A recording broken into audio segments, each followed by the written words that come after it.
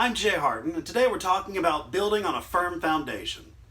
This is a pretty sweet pillow fort, right?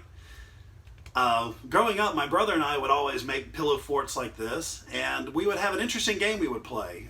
Usually I would build the fort, and I would either be a bank or a grocery store, and we would have Monopoly money.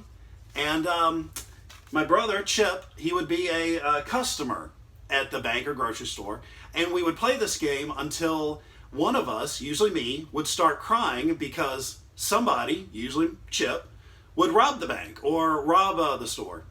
And this happened for one of two reasons. One, I didn't have a Nerf gun to protect myself with. And two, the materials I built my store or bank out of were kind of flimsy and really couldn't repel attacks. Well, today I want to talk about how that's kind of like how our life is. If we build our life on what we think is right, it's kind of flimsy. What we think is right can change from day to day. But if we look at God's Word and what Jesus teaches, that's never going to change because God is the same as today, yesterday, and tomorrow. And I want to talk to you briefly about a passage that Jesus spoke on this in Matthew 7:24 through 27. He says, "Anyone who listens to my teaching and follows it is wise, like a person who builds a house on solid rock.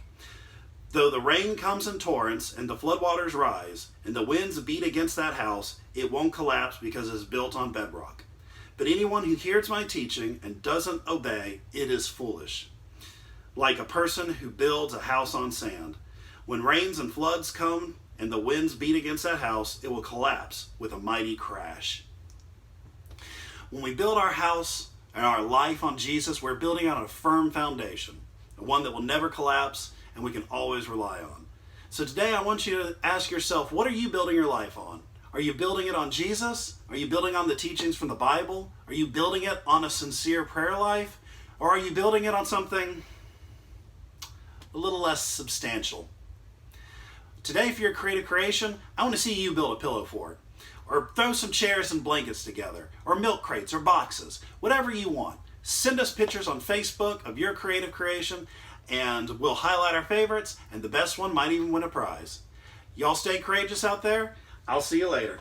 And Chip, if you're watching, stay away from my bank.